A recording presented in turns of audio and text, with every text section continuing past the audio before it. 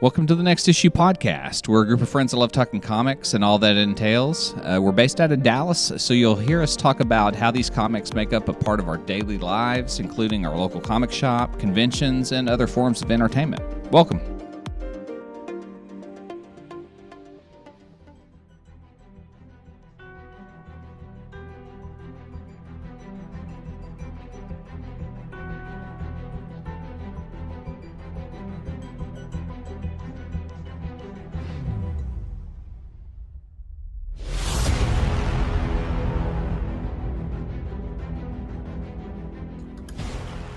Hey now. Good morning, everyone. Welcome to the Next Issue podcast. Daniel here with my co-host for the day, Kyle. Yo. And Clay. Hey now. We do not have Josh available. He is out. He's on assignment. Yeah, he's on assignment. So he'll be back. He'll come back and report. So today, our main topic is going to be The Heroes Reborn from 1996 because of some exciting Marvel news that we got this week. But before we get into that, let's go into our previously on Next Issue segment and just talk about what we've been reading, watching, and doing since last time we talked. So, Clay, you want to kick us off? Sure. Well, the Future State books came out, and Shelby is digging them. So we picked up Catwoman, Harley Quinn. I'm just excited to see Otto Schmidt. I love his art, so that's pretty much a get. But it sounds like Kyle's not digging it. I don't know. Is this an event book you don't like? Yeah, basically. Good. Like if it was to be called Elseworlds, then I might be okay with it. But if this is supposed to be what the future is of what they were trying to make, what the future would be for the DC universe after we got the multiverse back, then I'm out. I don't want to read books where they're current superheroes and realize that 10 to 15 years in the future, basically the world hates all superheroes and are trying to arrest or kill them. It's not what I want. We've seen it before, and we've seen it better. Yeah. I guess the books do have a little disclaimer at the front saying this is just one of the possible features. So, I didn't read that. So they can wiggle themselves out of continuity issues. And what it is that, what works? What can we pull out of this weird thing that we're doing? Right. What's our Gwen pool? What's our spinoff character? Yeah.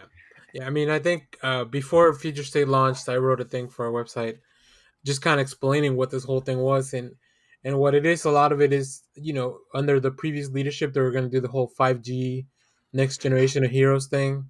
Yeah. Obviously, all that stuff was scrapped, but it looks like they had a lot of work for that, right? They probably wrote a lot of stories for it. There was probably a lot of art generated for it. So DC's not just going to throw that away. So what better way than to just put it all out in 2 months of comic books before whatever their next thing is. Yeah, I mean, you might as well try to see what people like, and I mean, just from the style of it, I mean, I really like the Catwoman book. Oh yeah, Otto Schmidt is just amazing. I like the premise is also there's like some kind of train heist. I haven't read the book, but I think that's what I saw in the preview. Which one? The Catwoman book.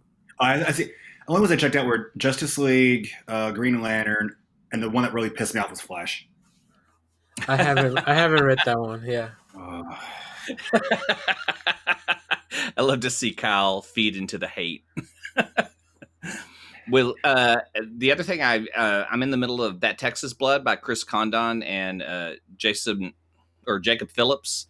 Another crime book. It's tough out there for crime books. I mean, you're competing with some of the best in Brubaker and Phillips right now. So, but I really dig it. I like the style. It's got a lot of Duncan Fiergo covers. Yeah. But that's it for comics for me. I've been trying to teach myself video. So I've been binging reality show, which I usually mock people for doing. So mock away as I tell you, I've been watching Below Deck. Oh, so I've seen commercials for this, but can you give us a little pitch on what this show is? This is the 1%. This is rich people and poor people. This is people who go to work on a boat that are typically in their 20s and 30s. This is usually, you could see a lot of it's their first job, and they wait on the super rich. These are chartered yachts that they work on, and the yachts are, I think these are motor yachts. I think there's a different types of yachts, but then it's also a different breed that goes to work, because it's typically people who've grown up around boats and stuff. So, but it's your typical reality show. You've got, some kids in their 20s who are trying to make plans, and they give them alcohol in a hot tub. And then it just falls apart. So you just watch these people go on. It's more interesting to see the super rich on there, and to see, because you rent these boats. I mean, you could rent boats up to $2 million for just a week. For a week. But yeah, I went online and started looking at how much yachts were. But it's just something I put on in the background. But it's just kind of interesting to see the super rich with drug and alcohol problems. There's one episode where they had to call a doctor because one woman drank so much alcohol that the captain worried that she was gonna die, maybe. I don't know, have alcohol poisoning, but she would just lay in the bed and shake and yell. So that's the life of the rich and famous. That's kind of the interesting way to look at it, is to watch these people who are hustling to make a buck, and they do anything these rich people want. Like, put on a show, dance for me, but almost to the point where they're like, hey, will you come to my room? I'll give you some money. Oh, damn. So, but I think reality TV for me has become just noise in the background so I can like work on other stuff. So yeah, it's not really something I want to watch, but if there's something interesting, I'll turn for a second or listen. You know what they say, Clay? More money, more problems. All right, what have you guys been up to? Well, actually, I found something cool yesterday. I went up to Keith's Comics in Carrollton to see my friend Chris, who I hadn't seen in a while, just to say hi. And when I got there, I went through some of the bin boxes, and I actually found a #1 Marvel that I never thought I'd ever have. But Clay, you'll remember this show. Patrick Duffy's The Man from Atlantis. Yes. I found the #1 issue there for like $2. It's still pretty good condition too. Poor man's Namor. Yeah, basically. Poor man's Aquaman. It had a cool intro. I remember it, and he was like, God, I remember what Patrick Duffy was doing around this time. This was like what, 72? I want to say 77. Okay, all right. But I mean, basically, it got a full season. That's the thing. It's got a full TV season. And these are the other shows that I want to talk about if we ever do like a pre-MCU, movies and TV. Even the superheroes that work. Yeah, but this wasn't like stuff like Mantis, shows that were characters but not comics. Yeah. But I picked that up, and then I read I was telling you guys earlier. I found an old show I used to really love when I was watching with my parents. But Pluto has it on the on-demand station, has a full channel that has all 6 seasons of Too Close for Comfort. Or Ted Knight on it, and so I'm just watching that, and just like, I don't know, it's half the time it's more background noise. I'll have it on like if I'm lying in bed trying to read comics or just playing my iPad, and I'll have it on my computer next to me. I'll just have it in the background, but sometimes it's kind of just comforting just to kind of see the stuff that I grew up with, knowing it's still there, and I can always just turn it on and listen to it. So other than that, just waiting for nothing else, not really anything major except catching up with TV since TV's back again. I gotta ask, out of the Future State stuff you read, is there one that you did enjoy? Okay, so I'm gonna go into this now. So I didn't watch Green Lantern. Was kind of on Justice League. I read The Flash, and I'm gonna give. Okay, I won't give spoilers, but it basically. Actually, no. Do you care about spoilers, Daniel? Or I haven't read it, but I mean, it's gonna take so long for me to get to that one. Go ahead. Basically, it's it's Barry who's having to use gizmos to keep up with the Speed Force, and Wally is basically now evil again. I think it's absorbing all the Speed Force, and ends up killing Max Mercury in the book. And I'm just like, did we just do this? Okay, yeah. Yeah, and I'm like, no, you're making Wally bad again. Fuck you. And so, but the one I thought was interesting, I'm not sure how I feel about it, but was the Shazam book. Okay, I haven't read that one, but it looks cool too. It's interesting because I don't want to give it away, but that one, I'm torn because it's not going the way I like with Shazam. But again, if what you're saying is true, if this is supposed to be a possible future, like alternate reality, it's interesting to see where this character could go. Because, and all I'm going to say is they bring back a character we haven't seen since the mid '90s, Neron. Oh, wow. Now, my store always recommends great books. They never have ever done me wrong, and they really pushed the Green Lantern book. They said it's an interesting premise of the Lantern losing, or their rings losing their powers, and what does a police force become without that? It's basically what's left of the Lantern Corps done as the Omega Man. Okay, but you John. You didn't dig it at all? Nah, I don't know.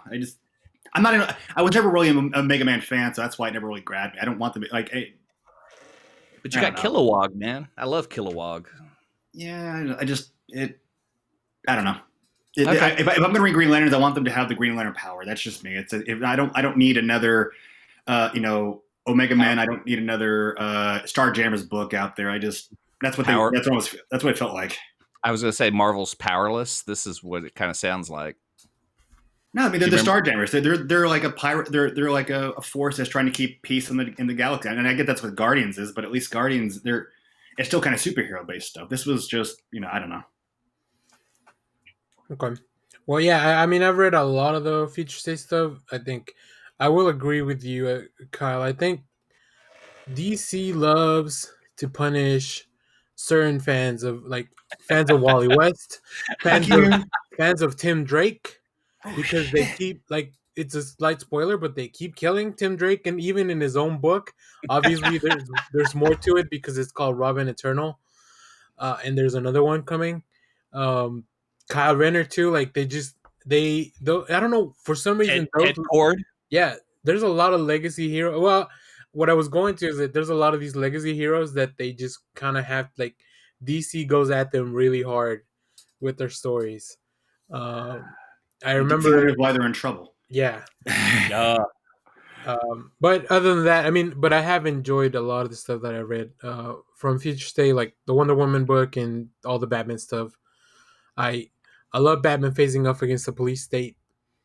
I did read the new Batman. The new Batman's. Oh, and I did read the new Nightwing. The new Nightwing's interesting too. Not my favorite, but it's just. I don't know. Is he in Arkham? Has he tried? Yeah, he's using Arkham as basically his base of operations. Got it. Okay, I wasn't sure what was going on there because I haven't read that one, but I read in another issue in Robin Eternal they tell you that he's in Arkham. I'm like, is he locked in there? What's going on? So, like I said, my whole thing is I don't. You like I said, you just got back to let's have the superheroes again, and then you're going to throw us this possible future where everything's in anarchy and nobody trusts or wants the superheroes anymore. And I'm just like, I don't want to read those books. Yep. I agree, but you know what? It's 2 months. We'll get past it. I know, and then we'll get back to some sort of normal. I don't know. You never know with DC or Marvel, which was what prompted this show. Today, so let me go over my stuff real quick, and then we can jump into the main topic. Just a quick update. As I mentioned at the beginning, I think I mentioned this last show, or not last show, but at the end of the year, last year, rereading all of Dragon Ball. So this week I read Dragon Ball Volume 4, Strongest Under the Heavens, which is the first tournament arc. Is this pre-Krillin? This is after their first training with Roshi. Oh, okay. Yeah. That's right. Yeah, that's right. First, okay. What is it called? Tenkaichi Budokai. Yeah, Budokai. Yeah, the first Budokai. By Akira Toriyama. This is I'm still loving it. Like I said, I love a good tournament arc. I read all the way up to half of Volume 5, which is when the tournament really ends. But yeah, I'm really enjoying it. So Jackie Chung, yeah. It's this book's a lot funnier than I remember. Oh god, yeah. The early stuff is amazing. Like Dragon Ball and Dragon Ball Z are two totally different books. Yeah, for sure, and that it makes a great difference of why they separated the series into two different things. Well, it's funny because the manga it's just Dragon Ball in the Japanese form. There's no separation. And it's really when I'm also reading Dragon Ball Super, so I read the latest issue, and the difference between the storytelling and what's going on, it all still feels like Dragon Ball, but it's so different. The tone, the art on Dragon Ball Super is not done by Toriyama, but the artist, and I don't have their name with me right now, but the artists they are really good mimicking that style of that Toriyama kind of created. So next up, and this will go with no spoilers because I just want people to read it. King in Black #3 by Donny Cates, Ryan Stegman, J.P. Mayer, and Frank Martin. Man, this book just they are throwing everything. If you've seen the cover, you know that a certain god shows up, but that's really well, but that's really a red herring. It's not. It's not the. Yeah, it's a red herring. So just pay attention. Go read this book. It's really good. Ryan Stegman just all his symbiote like the way he draws Null, like it's so good. Like I mean, I know he created the character, but it's very cool. And then the last thing, I finally finished DCeased Dead Planet by Tom Taylor, Trevor Herson, and Gigi Baldacini with Brian Barreto on colors. This is the conclusion of the DCeased arc that started back when DCeased launched a few years ago. All the zombie superheroes on the DC universe. This is the last. It looks like it's the last of it. Yeah, I think this is it. Like by the way it read at the end, like it looks like it's over. So this might be the last of that. Yeah. So it's really good. If you wait a couple months, you could find it on the DC Infinite service they finally launched. I'll talk about that more during my recommendation. But that's about it. It's been a good time for comics. But I like because you put it out last week that Tom Taylor is the Donny Cates of DC, and your both your books are Donny Cates and Tom Taylor books. Yeah, it really feels like they. I mean, because I'll pretty much pick up any other books. Like Tom Taylor's taking over Nightwing. That's gonna be the first time in a long time that I subscribe to Nightwing. I mean, they both just make them fun. They do stuff that you go, oh, I would read that, or just ideas that are passing concepts that you go, oh, that would be awesome, and then it becomes King in Black. You know, exactly. Like this DCeased book, it was supposed to be like a mini series that it was a one shot thing that came out from an email that Tom Taylor and I think Ben Abernathy is the editor for that. Like it was just the thing they were talking about, and it evolved into like this. I think now they've had 4 series, including the digital one. So yeah, a lot of fun. We all love zombies, I think, especially when they're super powered. Now, Aaron at my shop, Urban Legends, said that he believes that the new Heroes Reborn return is a Donny Cates story that he's been planting along in the books he's been writing. Any thoughts on that? Oh man, from the stuff, and we'll talk about the previous stuff that we saw. Like maybe, I mean, I know they did announce that Donny Cates' run-ins with the Venom 200 coming up. I think maybe in a couple months, as well as they said that after the Phoenix Rising stuff on the Avengers book, that may be what kind of causes the universe to reset. So who knows? Maybe Kate and Aaron are planning something, or they've been. I mean, it seems like those two, at least on the Earth stuff, like anything that's not X-Men, they're kind of like steering along the universe, right? Yeah, and it's fun. Yeah. The Phoenix Rising, it's more for the. I'm reading it too, and the story's fine, but the designs are so cool of everyone in their Phoenix form. That's what really keeps me buying that book. That's why Aaron's having such fun on that book. I mean, look at all the cool shit they've done. They had the war with the vampires. Yeah. They turned the superheroes into giant. What were they essentially? Celestials, yeah. Wait, are you talking about the normal Avengers book? Yeah. Oh, okay. Sorry, I thought you were talking about the Phoenix Saga story still. Oh no, that's the current storyline in Avengers. The Phoenix. I mean, hell, the fact that Blade and Ghost Rider are members of the team. Yeah, I mean he just makes fun shit. Like, you know, I know he did all that time on Thor, building up an incredible mythology and great stories. Now he's like over on Avengers going, ooh, I want to play with Moon Knight, and starts telling a story, you know, like, I mean, it's just fun stuff. Yep. Okay, before we take our break, and this is something I had forgotten, I wanted to talk about this real quick.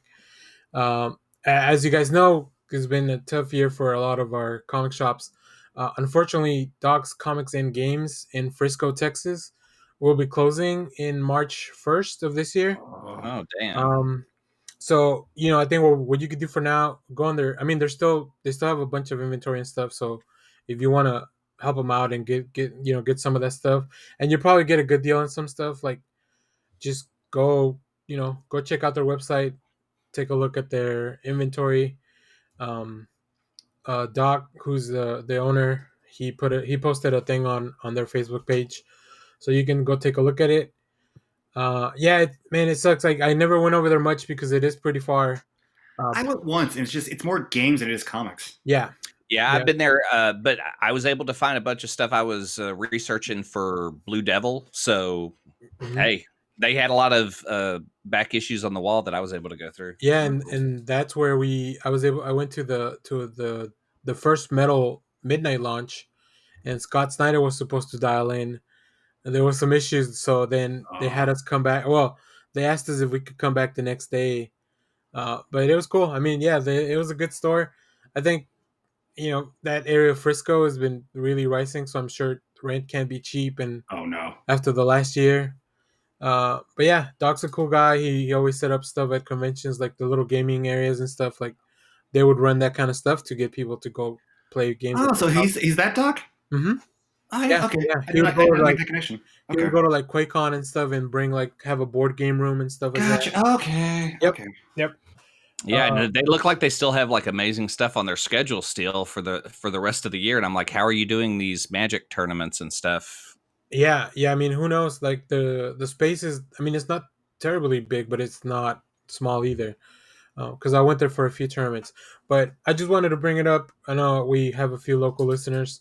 I mean, and like I said, they have a website. They do shipping and stuff. So if you're listening to this and you want to get some stuff, go check out their inventory, see what they have, and let's send them off on a good path. Yeah.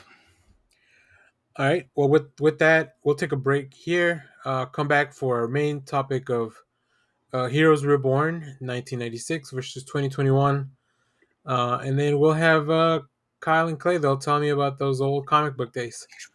I'll tell you about the old comic books, kids. Back when we had to sledge to school in the snow and rain. Great. All right. We'll be right back.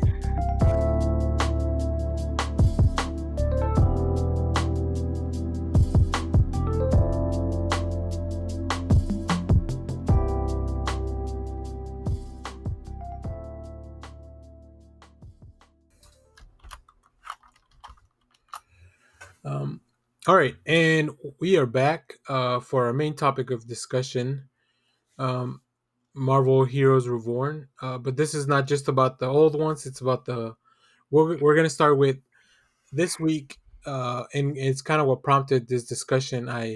Marvel made an announcement that they are having an event in the near future called Heroes Reborn, and as soon as I saw that on Twitter, I messaged the chat and I told the guys like, we have to talk about the old Heroes Reborn and explain to everyone why this is not a good thing that's coming. Will someone do an homage to Rob Liefeld's Captain America chest? Yeah. So I haven't seen any of that in the previews art, but who knows?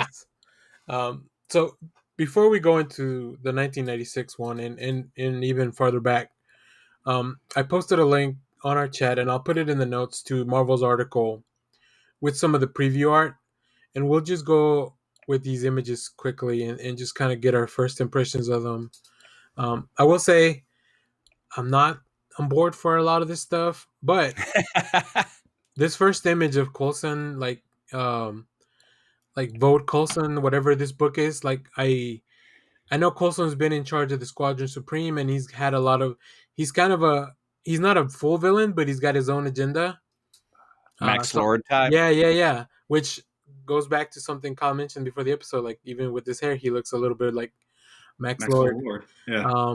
So I'm kind of on board for this book. Like this book, whatever this is gonna be, just based on this image, like I wouldn't mind taking a look at this.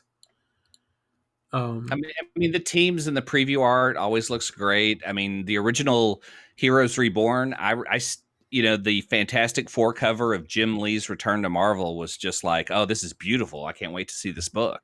Yeah. Next, we have a preview image of Hulk Okay. fighting some kind of lizard things. This I'm kind of in. It looks like we're back to old dumb Hulk strongest one there is kind of thing. I'm kind of in for this one. Yeah, this is art by Pacheco. I don't know who. I'm not sure who that artist is. I don't know the name. I will say the only thing that worries me about this is that the Immortal Hulk has been so good. Like, Yeah. how do you write a like? You have to make it way different than Immortal Hulk. Yeah, they That's had what I'm this. saying. It looks like we're going back to original Green Hulk. Yeah, Yeah, yeah, and see, this is the same problem they had when they were doing Heroes Reborn because Cap had a storyline that everyone was kind of digging, and it was and the sales were increasing on that book, and they had to stop for Heroes Reborn. yep. Now, the next image is probably the one I hate the most. No, I'm curious about this one. There's so much going on. So it's an image. It's I don't an know. image of Oh, it's definitely Doom, but but it's that's a also Juggernaut. it has the Juggernaut armor. But there's also a I, D, like the Daredevil D, on the top of the throne. For Doom. Oh, okay. Well, because that's usually how. Well, I guess it is Doom. But he's also got the crystal of Cryotac right there in his chest. in his chest, yeah. But I also do you see the knuckles? He's That's how I got was gonna. Doom on the Yeah, knuckles. But I want to point out his armor kind of looks like Ultron. Oh, I hope not. Did he rip Ultron apart and use it to create the Juggernaut armor with the Sidorak jewel in his chest? Because that's pretty badass. But it's also funny because Doom is wearing shorts in the armor. yeah, yeah. Which is so, and one of the reasons I kind of dislike this as much is because I'm really enjoying the current Doom and the current Juggernaut mini. So like I like what they have going on with those characters and the fact that they're gonna end them and yeah, I don't know. The next photo is I'm all in on that one. Oh yeah, this is Alpha Flight, right? Yeah, yeah. Oh So yeah, you got yeah. Alpha Flight with Sasquatch but horns. And Mhm. claws. Holy. Yeah, Shaman as he looks like he's got the cloak of Doctor Strange. I, What is the guy who's under, like the guy that becomes Sasquatch? What's his name? Walter Walter Lim. Lapkowski. Okay, Yeah. because recent. I mean, if you read the first arc of Oh Immortal yeah. Hulk, the Hulk took his powers away. Oh, really? Yeah, yeah. Sorry for the little spoiler, but so I'm wondering what's going on here. Um, You got Aurora with a baseball bat. Aurora. Yeah. And it makes Did she hijack Lucille from The Walking Dead because it's just a bat with barbed wire wrapped around it? yeah, and then I'm gonna take a guess that guy in the armor might be Guardian. And or Box. Maybe. Maybe. Yeah. and then is this? Do you guys remember when we were all looking for Wolverine and there was a Wolverine clone? Yeah. Oh. So is this Logan? Is this like the Logan that's with the X-Men, or is this that clone Wolverine? Like, yeah, I don't know, because of the implants mainly. It's what I'm wondering, like the stuff that looks to be sticking out of him. Yeah. And don't get me wrong, I'm excited about that. I'm not gonna buy it. I'm gonna wait until it's like in a discount bin and get it. Listen, if you have Marvel Unlimited, you just have to wait 3 months and then you'll be able to read it. Nope, because that's still paying for it. Pay for the good books and read the bad ones.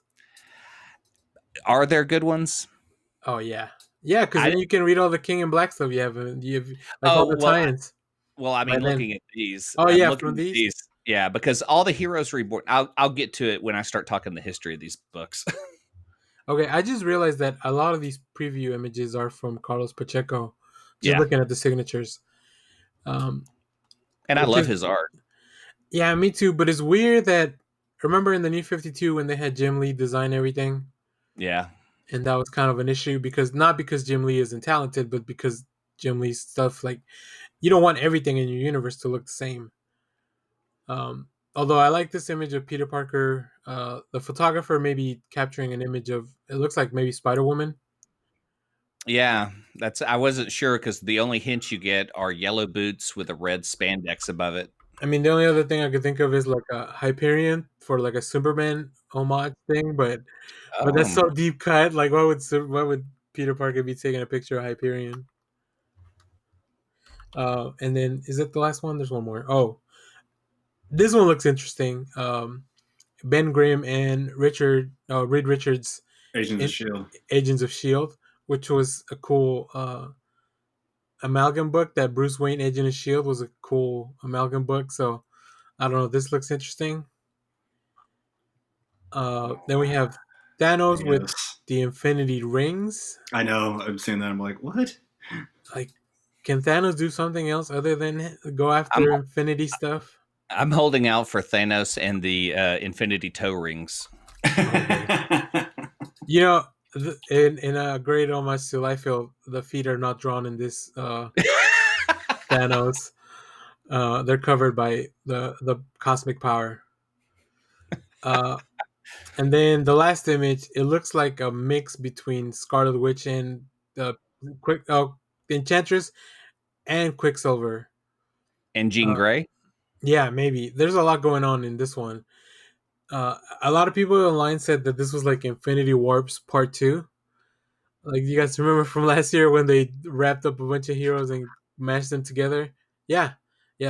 Which a lot of them had cool designs. What's his name? Arachnite?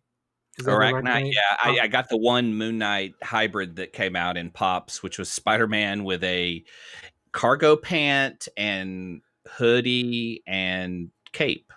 Yeah, looks like a real cool D&D character. I could cosplay this. Yeah. But yeah, so Marvel's doing something, but that kind of got us talking about, like, okay, well, I don't know if, like, there's a lot of people that may not even know what happened in the 90s as far as like Heroes Reborn and what it is. So that's what we wanted to talk about this week. Let me refresh your memory about the 90s. We used to go places and we used to shake hands and hug people. We used to have these huge things called conventions where we actually got to go see the creators and the artists and actually interact with people and go through bin boxes for back issues. And you would go to these cons knowing you would get sick and not die from it. So, hey, it's all con crud. That all sounds made up. So I started digging in, but I lived through Heroes Reborn, and I remember what a shit show it was. So I wrote down the things that I remember that I really enjoyed and kind of what happened from there, because there's just going to be spoiler alerts for all of Heroes Reborn 96, 97. Franklin Richards is declared a mutant and an Omega level mutant from this series. That's pretty kick-ass. That was what I dug, was like, oh shit, they're really going to put him at this level. The hype on that was kind of cool. But again, okay. The great renumbering for Marvel started with Heroes Reborn. And I was so excited because I was like, oh, this is going to be cool. They're going to like maybe just renumber them every year. We'll have a better way to catalog the comics when they come out. And as you all know, nothing happened. It sucks. They have 2 numbers on comics now, and they're just a cluster. I was excited for this event book. I didn't read a lot of Avengers then, and I was like, this is a great way to jump on these books. And they lasted 2 years. I call this as this is Marvel's great number 2, because there's a lot of 2s in this, other than it just being pure shit.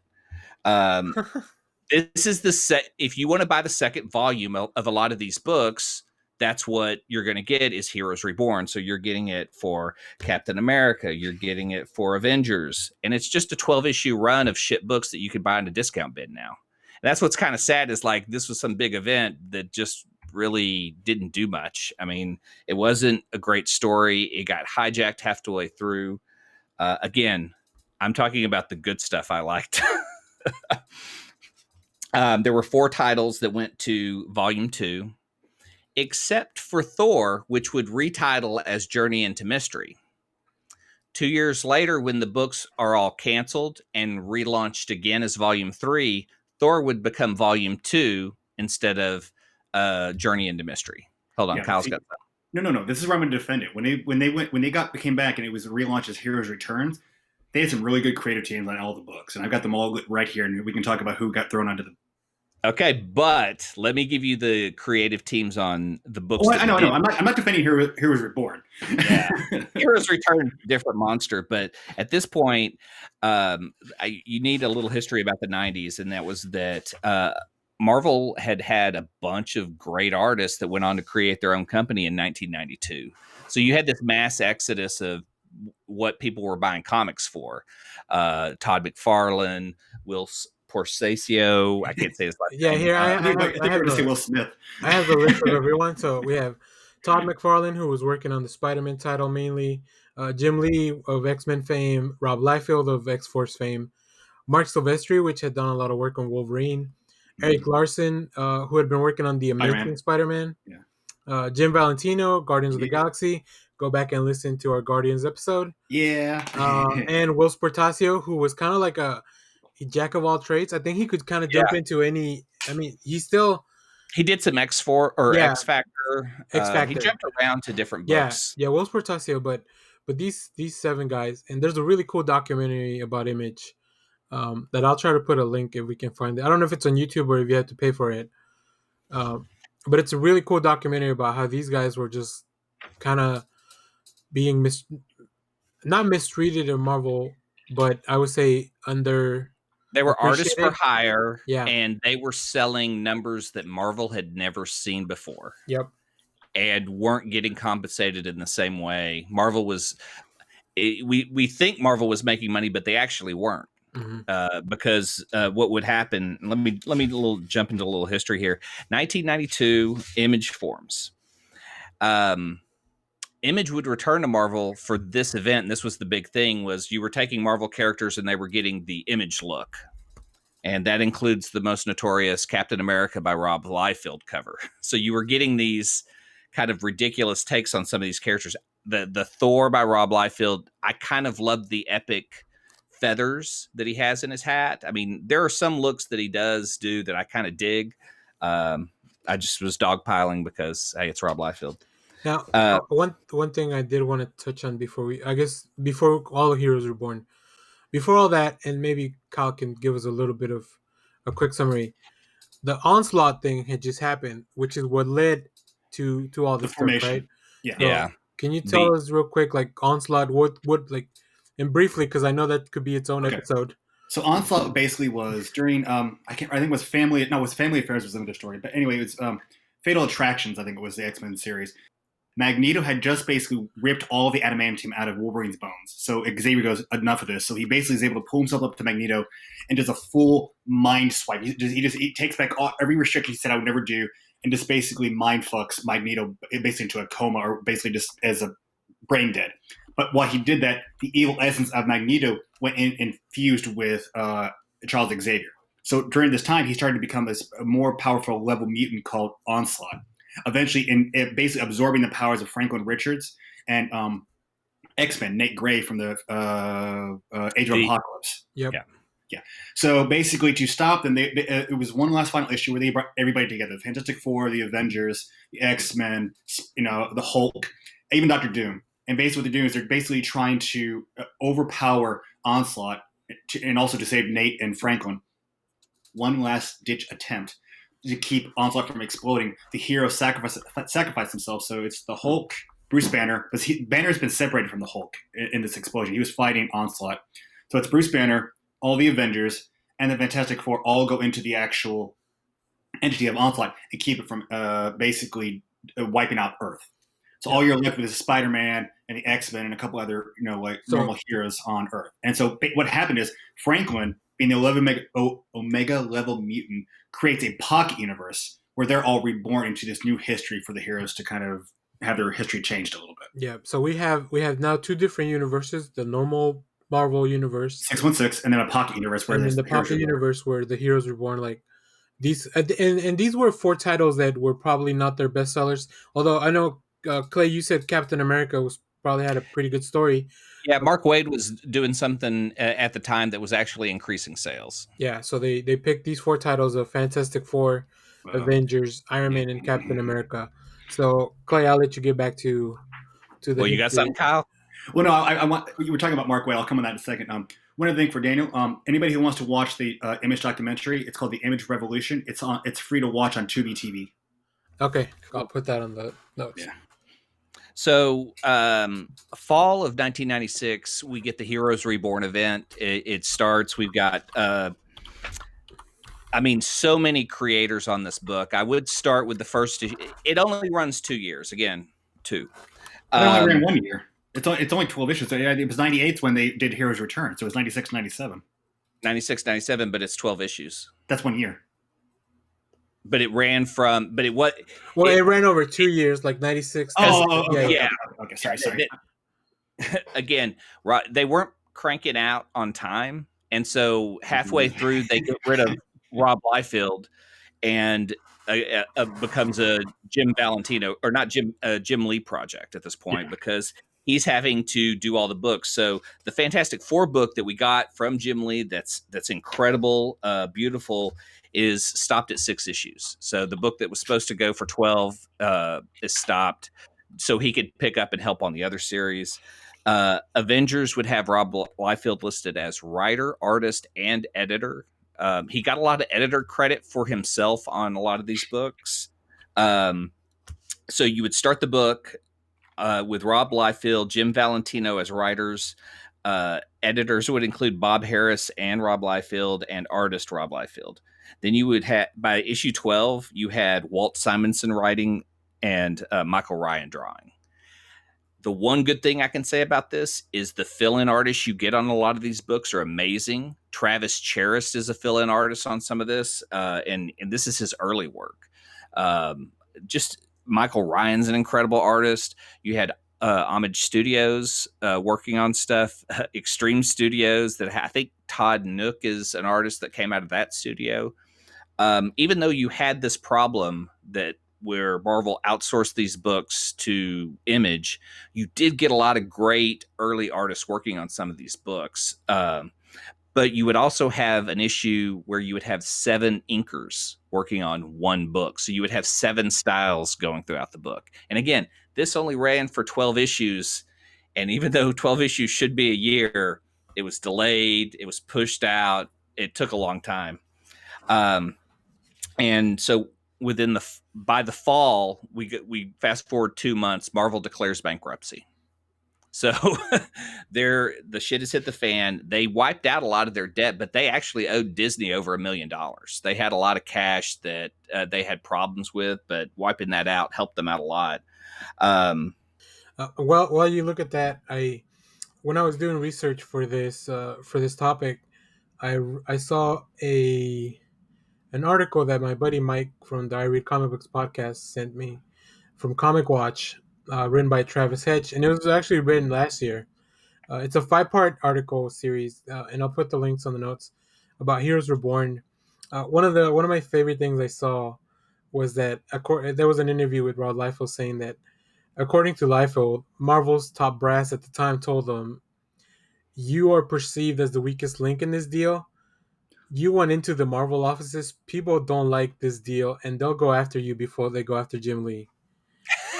Whoa! I mean, this is a Liefeld quote, so take that with I don't know if there's video of this interview or whatever.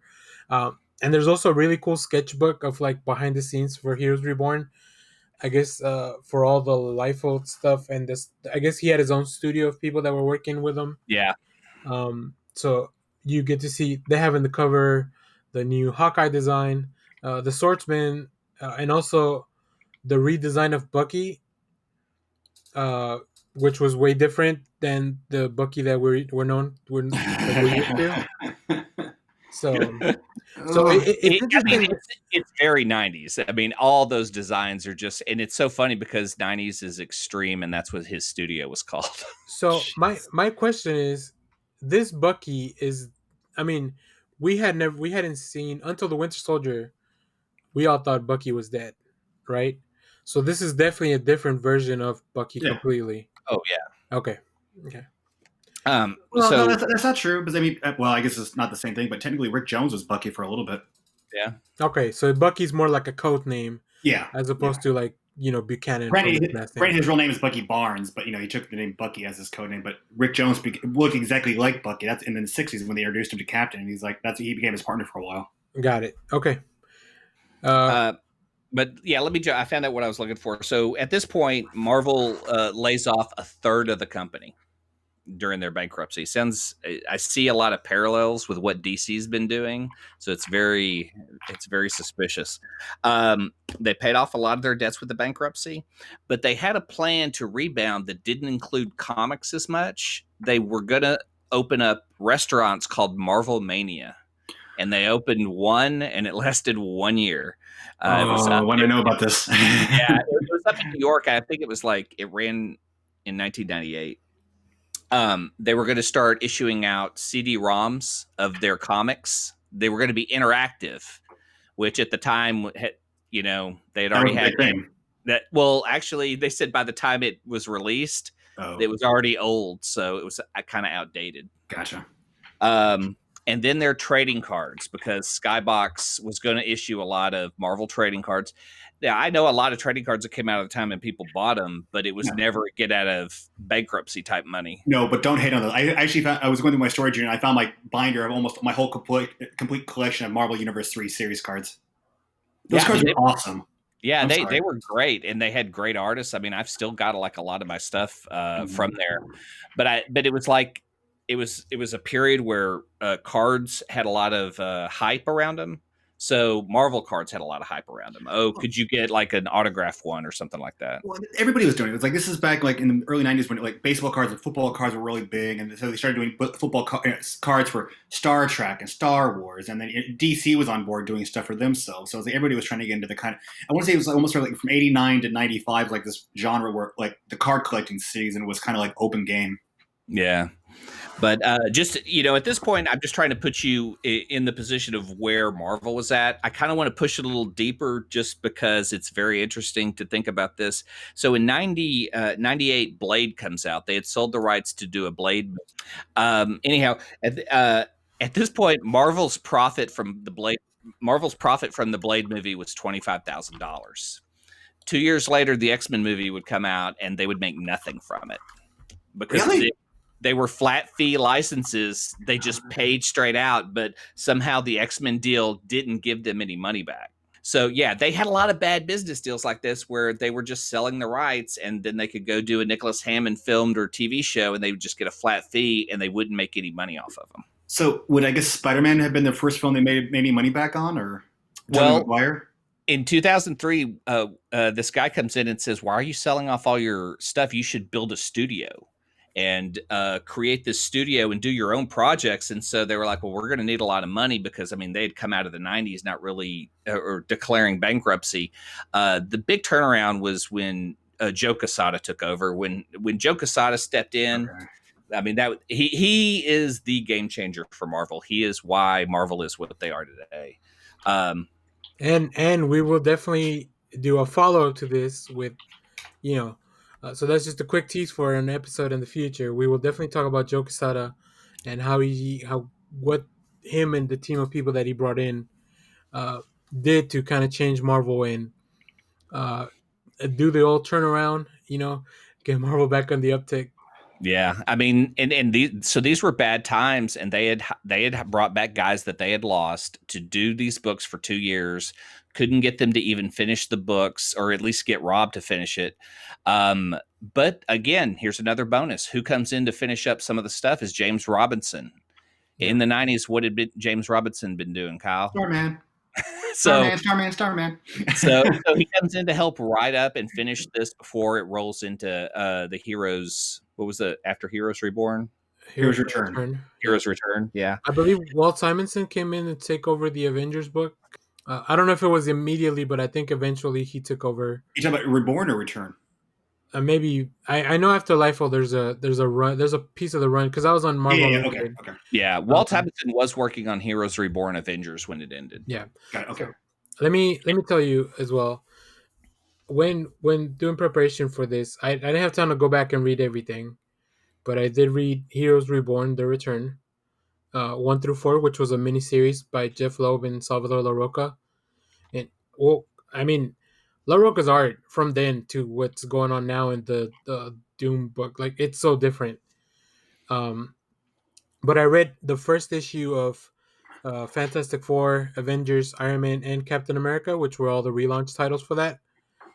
And the only way I can describe my experience is like that those books are all aggressively 90s. Yes. Aggressively 90s. Like felt like I was assaulted. Like, and I love Jim Lee's art, but even his book was like, it's just so 90s. Like there's all these lines and hatch marks everywhere. Like there's so much going on, and I think I can see why that there's people that, I mean, I like that kind of art too, but compared to some of the modern stuff, like it really feels a little bit dated. So those are all definitely products of the era. But yeah, I wanted to at least check it out. I didn't want to go back in. I didn't want to go into this like not having a refresher of like what those books were. The plots were definitely not very good. I think, yeah, I agree. Fantastic Four was probably the best one of the four I read. The Return, I already kind of I remembered as I was reading it. I remember the story of it. I do love that they touch on Franklin Richards and what he's doing. Um, and I gotta say, my least favorite design. I know Captain America is super muscly, but the Iron, but the Iron Man design with all the cables running everywhere, it feels like there's too much going on that Iron Man armor. I don't think Tony, as we know him, would want that kind of design. He hadn't invented wireless technology yet. Yeah, I guess not. I guess this was all before the extremists. Yeah. So, but yeah, that's my take. All this stuff is, like I said, available to read on Marvel Unlimited. I should get like a quarter every time I mention Marvel Unlimited. You should. So let me reach out to Marvel because I definitely pitch it a lot. I will say this: there were two good books that did come out of that time period during the Heroes Reborn. It was that I thought so. One was the it was the normal Marvel 616. It brought us the Heroes for Hire, which was the new Iron Fist team where you had Black Knight, Hercules, the new White Tiger, Power Man. Yep. Which was the creative team was Roger Stern and Pascal Ferry as the artist, which his art is phenomenal. Oh, I love Pascal Ferry's art. Yeah. Now, unfortunately, this only lasted, I think, 22 issues. Yeah, I was going to say, I didn't think it lasted very long. It lasted 2 years. It went to 99. So, but that book was really good. And then we got the new Thunderbolts. Okay, I was going to guess that's what it was. Yeah. Yeah. That was good too. And that one went for a while because that one got changed, especially after the heroes returned also, because eventually Hawkeye becomes the leader after, when he tries to help the villains try to prove themselves as heroes. So, and I think this was the first iteration of Thunderbolts. Am I right? Yeah. And actually, I take it back. There's also one other good thing. This was also they already had the Sensational Spider-Man comic book out, but this is also the time when Mike Wieringo took over as artist and part of the creative team. So that was, and again, 97 during the Heroes Return, because that's what led into but Spider-Man was one of the key factors of bringing the heroes back from the Pocket Universe. And so they may have been pushing the 90s image stuff on us in the Heroes Reborn, but with the normal Marvel 616, we had some still good creative teams, I think, kind of emerging what was going to become the new era for Marvel going forward. Yeah, I mean, it makes sense, right? They want to make these books which it is hard to think that Avengers would be a low selling title. I can kind of see all the other ones, but I mean, Avengers, especially in the now, like it's such a staple. Like that'd be like if Justice League wasn't selling, which maybe it has happened in the past. I just don't know. Yeah, it has. During what time period, right? Yeah, I mean, I think every time you get like a weird reboot, like we had Justice League Europe and kind of those books. They're always trying something, and you're getting something a little different. Some of those Kevin Maguire B-list Justice League teams are fun. Yeah, but Bart Sears was the artist on Justice League Europe for like the first couple issues. That art was spectacular. Yeah, Bart Sears is pretty awesome. Oh my god, he's one of the few people I could pick out his art on Valiant books. Yeah, but he wanted to do X-O Man of War, if I'm not mistaken. Exactly. But that's pretty much the history of it from the hot mess that it was in what Marvel was dealing with. It's so weird to see that company in such bad way back then and to what it is now. Yeah. Okay, now I want to go into this is where I wanted to. I'm not defending Heroes Reborn, but you guys were right. Like as Daniel spoke, it's like the series is definitely very 90s art, very kind of in your face. Now I want to go through the creative teams of when the heroes came back. Avengers, Fantastic Four, Iron Man, Thor all got new relaunch, so they got their series number 3. But the creative teams they put on this was almost kind of either going back a little bit to our older style or going forward to a newer style. And then I think it ushered in what would be going on. Like I said, I know we're going to come back and talk about like what Joe Quesada did for the Marvel Universe, but I think this kind of helped usher in that new kind of golden age for Marvel. Yeah. So we got Avengers Volume 3, number 1, creative team, Kurt Busiek and George Perez. Nice. Yeah. And it starts off, the first I remember is basically they all come back and they all get taken into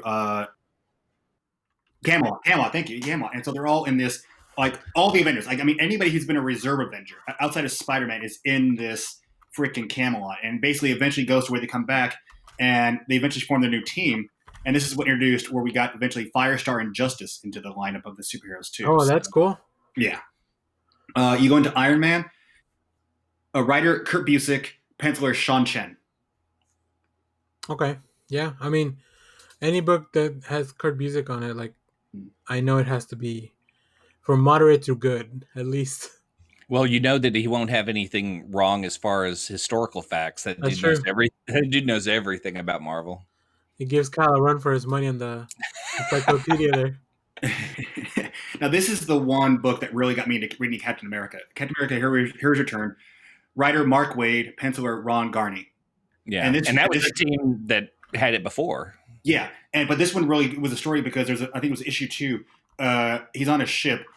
He gets Cactus thrown overboard, loses the shield, and he ends up having to acquire his old first shield again, and then eventually what would become the T'Challa creating that virtual kind of laser shield that he would eventually use too. And then we also have a Thor, writer Dan Jurgens, penciler John Romita Jr. Mm-hmm. Nice. And then my favorite, Fantastic Four, Scott Liddell, writer, penciler Alan Davis. Oh, beautiful book.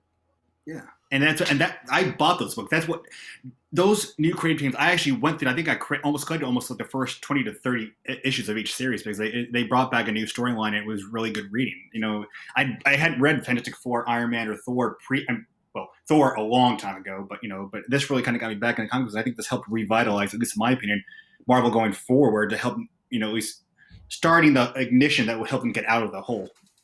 Yeah, I just look back at it and look at the numbering, and that really irritates me that they had a chance that they could fix this, and they fucked it up and made it worse. Yeah. So that now we have 2 numbers on comics when we buy them from Marvel, and they have like I don't acknowledge the other one. It's hard to find. Yeah, but when you're looking for certain issues, for the 3 people out there that still collect back issues like me, I mean, you're looking for hard to find stuff because you're looking for pre-Heroes Reborn number or post. Yeah. Well, just I'm saying, if you want to know what the official number 3 for all these books is, each number 1 has Heroes Return at the top. It can tell you where is it. Heroes Reborn doesn't count. Heroes Return's right there. Just go from there. Okay. Well, if you can legitimately promote those books and say you loved them, that's way more than I could say for the Heroes Reborn stuff. I know. When I was the young, comic nerd who bought all the fucking stuff because back in the day I thought, oh, Liefield's awesome, and of course you realize later as you grow up and start realizing later because I mean there's a little bit age between us, Clay, and so that I was a little more of like I want to. I unfortunately drank the Kool-Aid when Image started, so I was buying all those covers. I was like, I've got stuff like that. Yeah, I know. Look, I got all the Spider-Man Prism covers, all this different thing. I was part of the problem. I would have been on board with all that Image stuff too. I'm sure. Like you would have bought variants. Oh, back in the day, not like him, but back in the day, I would buy a couple of variants. Yeah. But how many foil covers would you buy? Back then, I didn't buy as many foil covers, but I take it back. I did buy when Spider-Man. I did buy all the foil Spider-Man covers, and I also did buy every Jim Lee cover for X-Men #1. Oh yeah, I have those too. Yeah. I mean, I didn't buy them at the time, but I have those too. Yeah. I have those. The cover with I think it's Spider-Man #1. There's the original cover, and then there's a gold and a silver one. I never bought Spider-Man. I was not a fan at first on the first McFarlane run of Spider-Man. It just, not that his art style was bad, but it didn't feel like a Spider-Man comic book to me. Yeah, it was just this very slow story, but the art was kind of cool. Yeah, I didn't jump in until they started doing that a couple issues later, where it was the Spider-Man Wolverine Wendigo storyline, where it was Spider-Man goes back into black, and I was like, this is kind of cool. Yeah, I mean, and this all kind of really, it's very telling of what the what the Heroes Reborn titles were going to, like, they were trying to push the art. Like, all these books were trying to be sold on the art mainly, trying to retcon the stories a little bit, and trying to revitalize these books.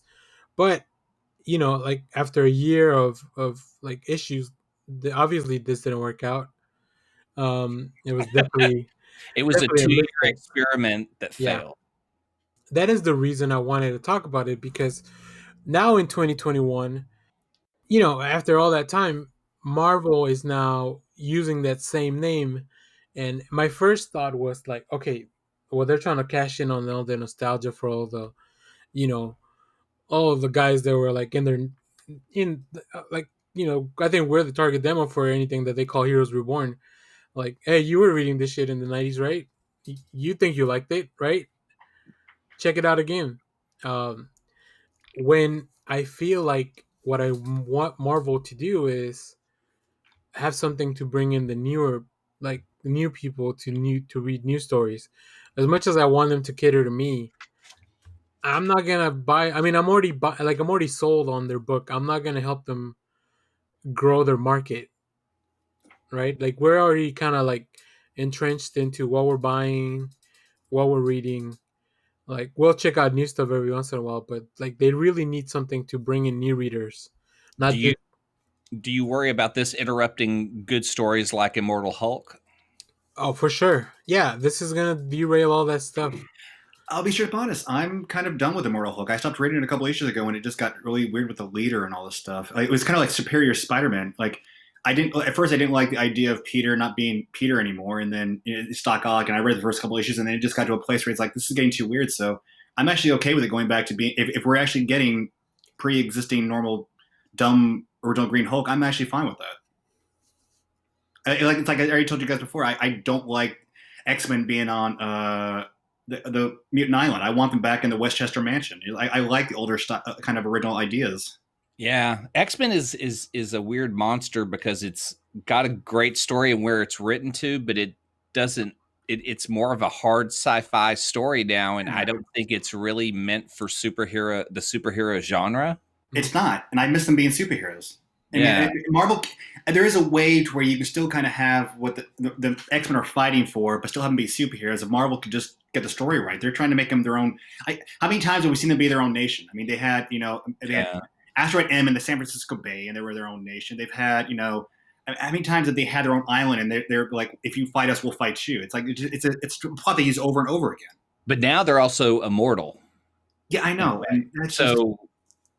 So you could make mistakes and die and come back. I mean, they obviously have to set it up in the book so that it's like, oh, if you go on this event, there's no way we could bring you back, or we could only bring back this version of you that would never know these things. It's very hard sci-fi. I thought it was already given. If you're a superhero in the Marvel universe, you're already immortal. I mean, except Uncle Ben. Yeah, thank you. Or I guess technically Marvel also. They're only two people that have actually stayed officially dead. I mean, how long does a Human Torch stay dead? 2 years. How long does Nightcrawler stay dead? 2 years. How long does Wolverine stay dead? 2 years. It's like they almost have it down on paper somewhere that if you kill someone 2 years later, you can get it back. Same thing with Cap. I mean, it's just, If Grant Morrison kills you, then Peter Tomasi will bring you back to life. All right. Well, is there anything else on Heroes Reborn, either 1996 or 1920 or 2021? I'm just curious about because the way some of that stuff we looked at, it's just going to be like, again, with Future State, is this going to be a possible alternate reality? Is this going to be their normal 616? It's like, I'm just scared because Doom is a juggernaut. We don't know if that's Enchantress or the Scarlet Witch or what's going on there. Yeah. This new Alpha Flight. I'm just kind of curious about it. Or is this going to be a sort of new relaunch of like Marvel stuff happening within the current line of the Avengers and Avengers Tower and stuff like that? No, I don't think it is. I think what these are pauses. Like the Heroes Reborn, you didn't have to read those as they came out. They were not critical. Like these new Heroes Reborn don't look critical. They look like they're a story that's set in a different place that you could read anytime. It's not critical to buy the singles. And that's what I see as a longtime buyer. I don't need to buy these off the shelf. These are not important books. I could buy them 10 years later and reread them and it won't affect the stories I've read between then and now. They're all just kind of standalone stories in pocket universes. The part that sells me is Donny Cates.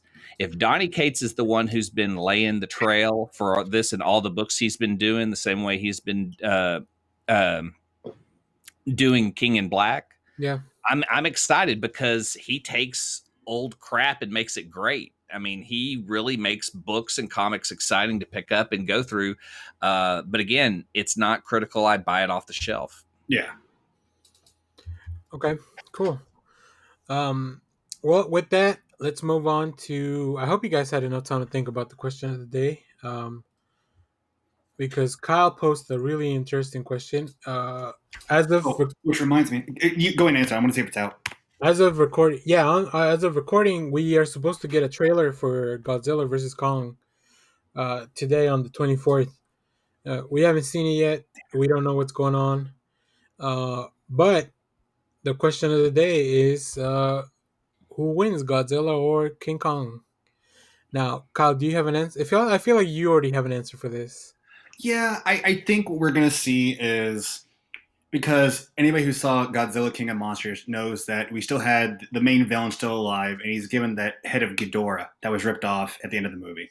So I think what we're going to see is it's going to be your typical DC/Marvel. Two heroes get mixed up, like I'm not sure if they start off like two like kind of like forces of nature who like are trying to struggle. I don't know what's going on exactly. I think we're going to see a huge main battle between the two. And then they go, Martha. No, I've seen the meme. Godzilla says, Kong says Mothra. And then Godzilla's like, why did you say that name? That's perfect.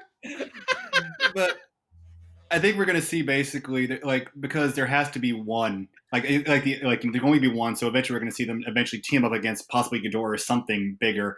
And eventually we're going to see Kong just go back to his normal. That's the one thing. Godzilla is kind of the guy who's looking after the whole world, whereas Kong just wants to be left alone on his island. And so I think that's the whole thing. Like the way they kind of explain it in Godzilla King of Monsters, it's like there can only be one main power, but apparently Kong is still the prime. There's one of the prime factor that Godzilla has to make his dominance over. I think we're going to see them fight, try to figure out who's going to be the winning.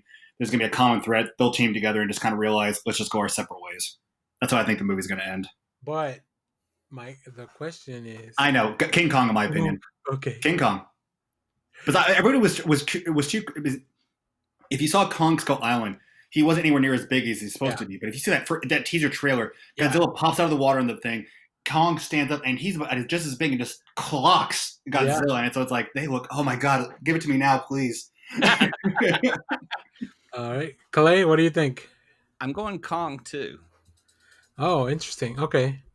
Side with us, Daniel. Side with us. Yeah, no, I mean, I also picked Kong because he's smart. He knows how to use tools. Oh, no kidding. I think he's got the edge over Godzilla, even though Godzilla has the nuclear power.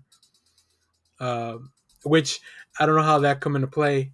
I definitely agree with you, Kyle, that the movie's gonna be like any superhero movie that they fight at first. There's conflict.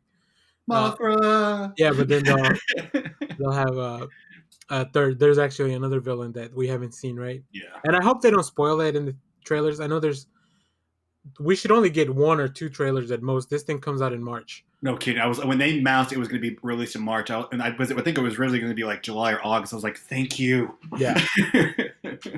But yeah, I think Kong has the edge over Godzilla. In a fight, I think 9 times out of 10, Kong wins. Well, and if you want to kind of figure out who's going to win, if you guys have HBO Max, they have King Kong versus Godzilla. If I'm not mistaken. Oh no, they don't. They don't have the Criterion version on there. No, on HBO. Never mind.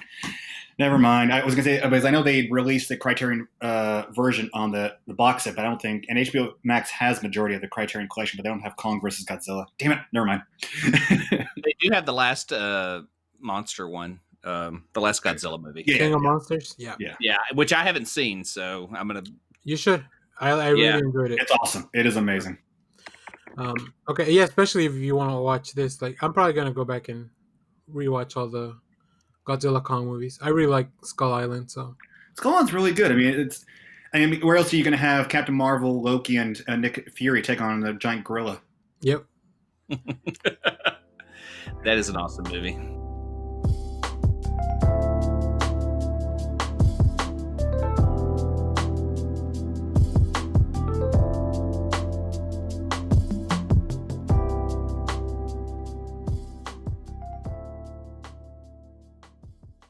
All right.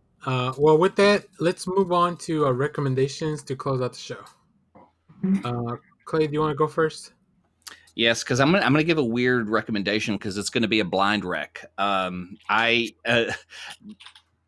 Josh from the show, but Josh from my store, Urban Legends, always drops great knowledge on books. His recommendations have included The Vision, so I pretty much anything he says I'll buy.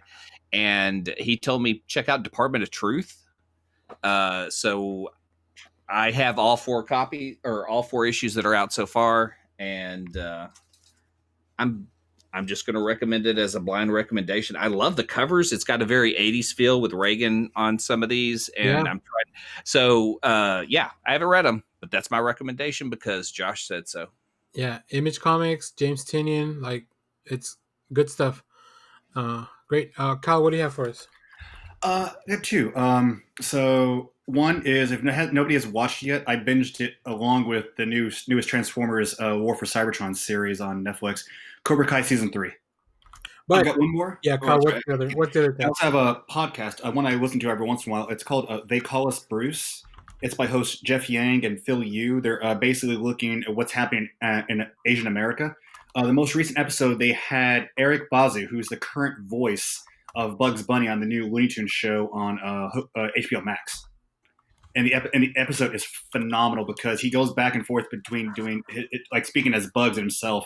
And what's kind of interesting about this is it's because he's the first Asian to ever voice one of the main like Bugs Bunny. Yeah.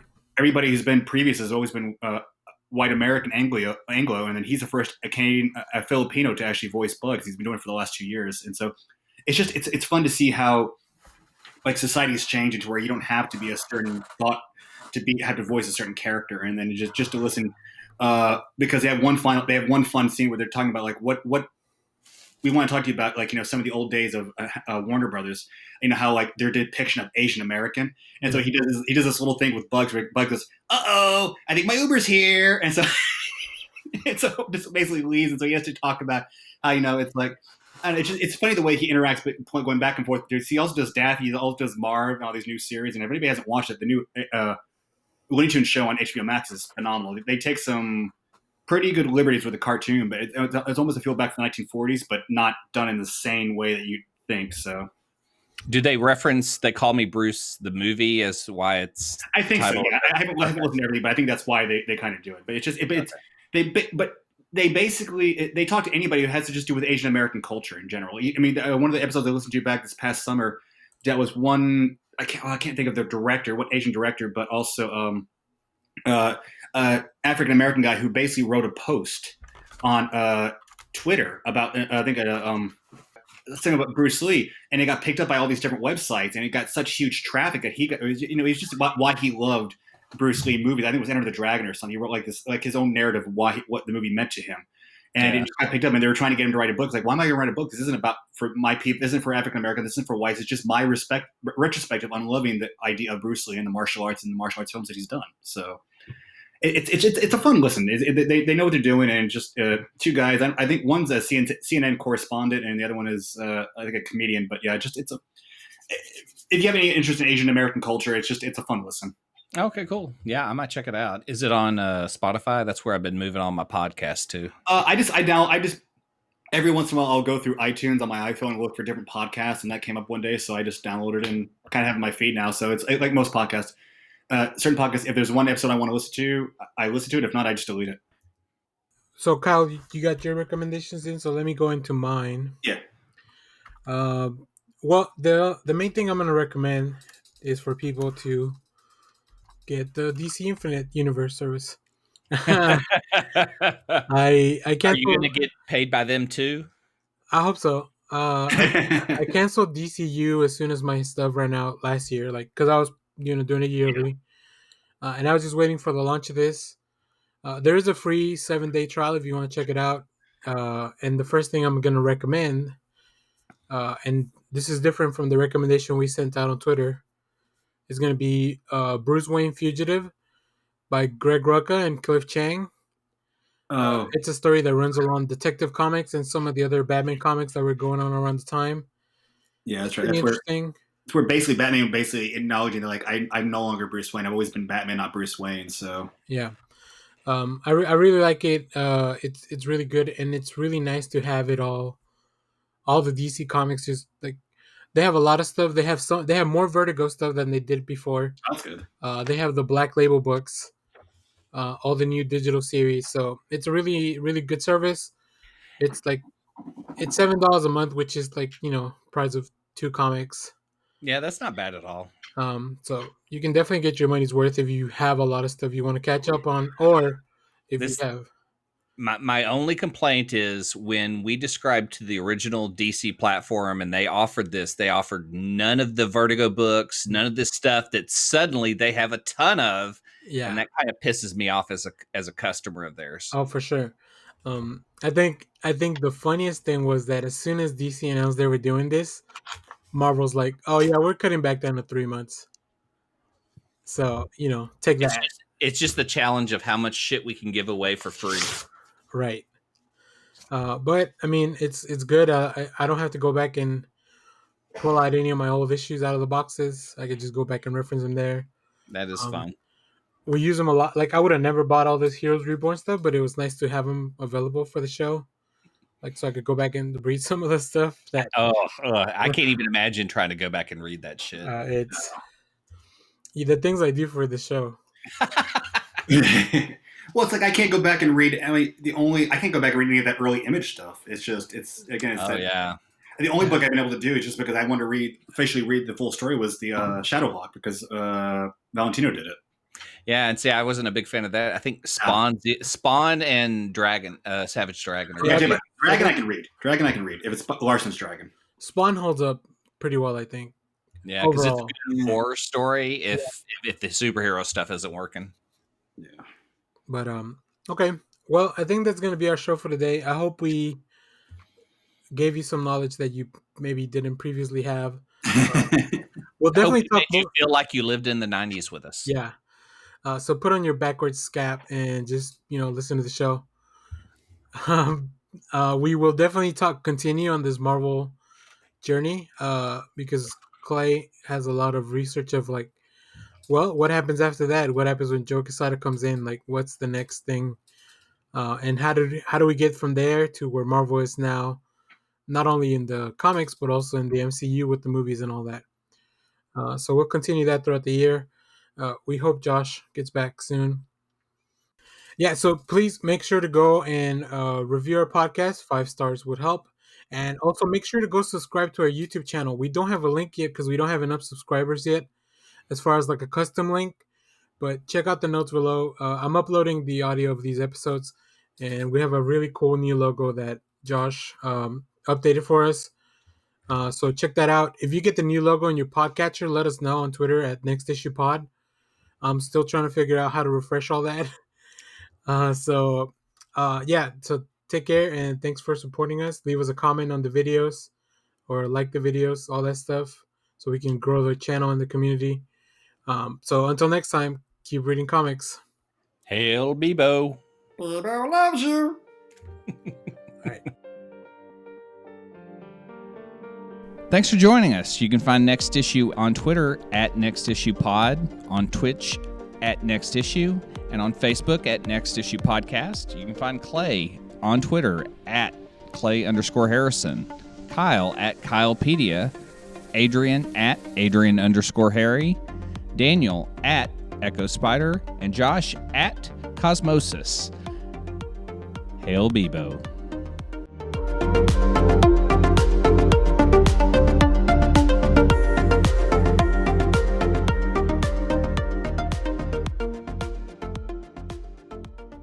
Stay tuned now for our spoiler-filled discussion of Cobra Kai Season 3. Spoilers ahead. Oh, yeah. Oh, my God. Yeah. Let's talk about it. Oh, my God. I love it.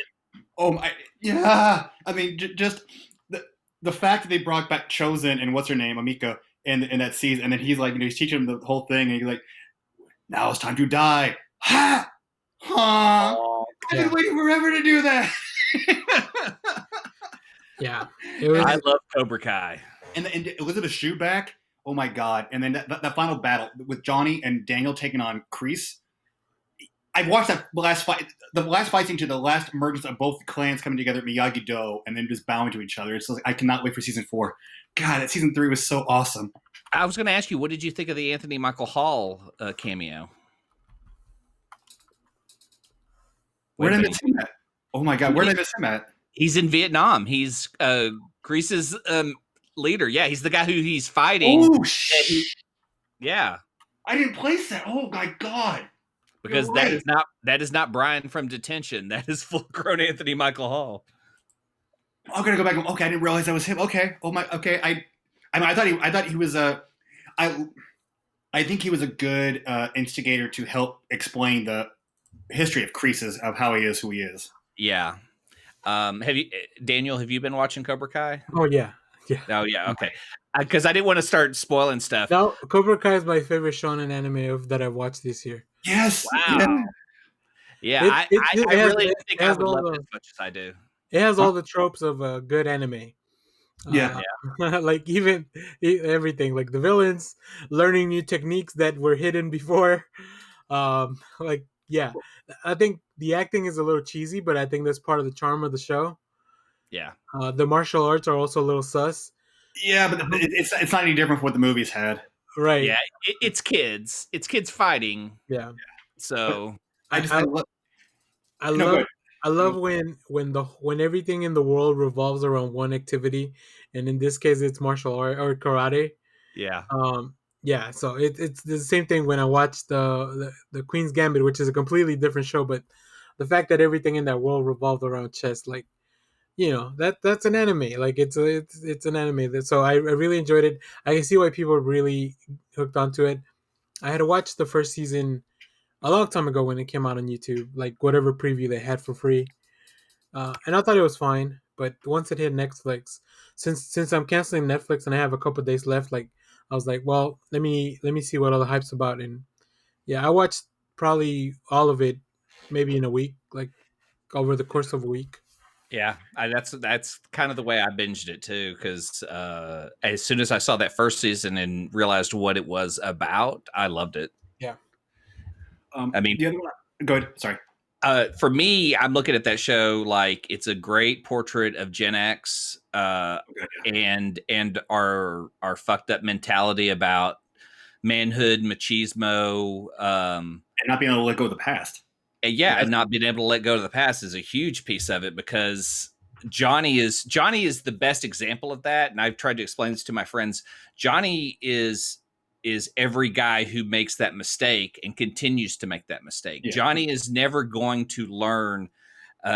He is the guy who confesses his heart in a Facebook message to his to his long lost love, and then realize, nah, I'm going to delete all the heart-filled things I've said and just say nothing. What's up?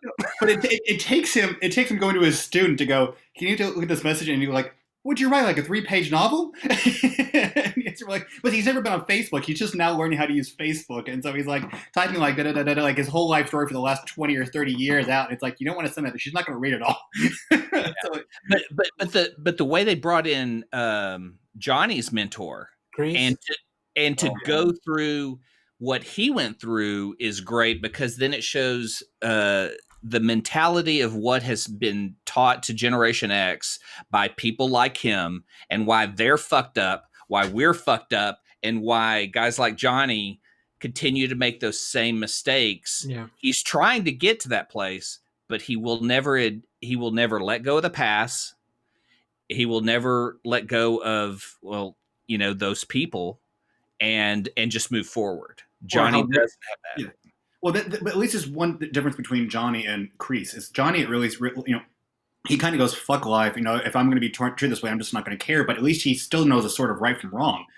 Kreese, he's willing to kill you if he has to. Because, that, like, he almost kills Johnny until Daniel shows up. And then when Daniel is about to, almost, the line he goes, "It's about time for you and Miyagi to have a reunion," and then he does that whole pressure point thing. It's just like Kreese, it doesn't care who he hurts, what he has to do to make his own ends meet. Whereas Johnny, at least, he realizes because of how Kreese taught him and how he treated him, he's like, well, he actually has a moral sense of not code, but like conscience. Yeah. I mean, you could be a badass and not be an asshole is his kind of pitch at the end. And I love it. I mean, he sees what, he likes being a badass, but then, what it means in some sense, he's never explored until now. So now he is creating what should be, the way he lives. Well, if you enjoyed the season, go check out Screen Junkies did an honest trailer for Cobra Kai on YouTube, and they had on their commentary they had one of the writers from Cobra Kai on there, so it's a pretty fun discussion. I'll try to put links. I may move this discussion to the end of the episode just to avoid spoilers for anybody that hasn't watched Cobra Kai. All right, favorite Cobra Kai moment. Like I said, just that scene when Kreese picks up Daniel, crashes through the window. Daniel's like, "Oh my god!" And then you have him with the glass. It's time for you and me to have a reunion. And then Daniel does the whole, he does the new move. It basically he's about ready to kill Kreese. Johnny walks out, kind of gives him the nod, yeah, let's do this. And he's about ready, and then you hear his daughter go, "Dad!" And they run up and they realize we can't do this. And then flash forward to where basically Daniel's with his students at Mr. Miyagi's. Johnny walks in with his students. They bow to each other and goes, "Let's go." And then Johnny just goes, "Let's get started," and cut to black. Basically, they're coming together to take on Kreese's Cobra Kai. Like, he's no longer Cobra Kai. They're going to come together and form their own thing against Kreese and his Cobra Kai, and that's what's and it looks like we're going to get Kreese's friend from Karate Kid 3 back for in season 4. So I'm just curious where this is going to go. I mean, if they pull Hilary Swank, I will be so impressed. But I mean, they have added so much mythology to Mr. Miyagi. I love that. I haven't seen it. No, go ahead. Sorry. No. The one thing I did really love, I think that really got me the most was when Daniel goes back to Japan. Yeah. And reading the letters. Yeah, and he unscrolls the crane, and and I'm like, oh wow, they're good. Oh, there's I just get excited about the old shit. If an enemy continues to wage war, take away his ability to wage it. Yeah, I mean, it shows Daniel's always learning. I love that balance between Johnny and Daniel. They are both essentially the villain in the sense of the way that they use violence and the way it's been used to teach and the way it's been used to abuse them. Well, and I like how with Elizabeth Shue's character, they're talking with her at the bar, and he's like saying, "Well, there's your side, and then the truth." The truth. And they're like, "Yeah, I guess we both kind of." And then Daniel's about to walk in. He goes, "Merry Christmas, Johnny." He goes, "Merry Christmas, Larissa." Daniel, and you realize that there's a bonding. Like, because I remember, I wasn't sure what the bonding was going to be. When Chosen walks in, when he's with Amiko at the bar, and Chosen walks in, he's like going, "Oh God!" And he's like, "I wanted the scotch." And he goes, "Do you want a drink?" "No, but I'll get yours." And he goes up and gets the scotch and sits down. And he has that really gruff demeanor on him, and it's just like you wonder, when is this going to break? Is he actually going to be friends with Daniel? Like, what's going on here? And so the fact Daniel's been able to kind of, especially with Chosen first, because Chosen was the one who almost killed him compared to Johnny just beating the hell out of him. Yeah, I mean, that's been. And I'm glad there was a happy ending for, like, even though Daniel didn't end up with Amiko, I am happy that at least Chosen was able to repair his honor and get back into the good graces of his uncle. So at least it's somebody said that if you haven't seen the movies, you can watch the series. But if you've watched the movies, this ties everything from the movies up in a nice little kind of bow and kind of gives a nice little ending to where you almost watch the movies while you're watching the show because they do so many flashbacks. Yeah.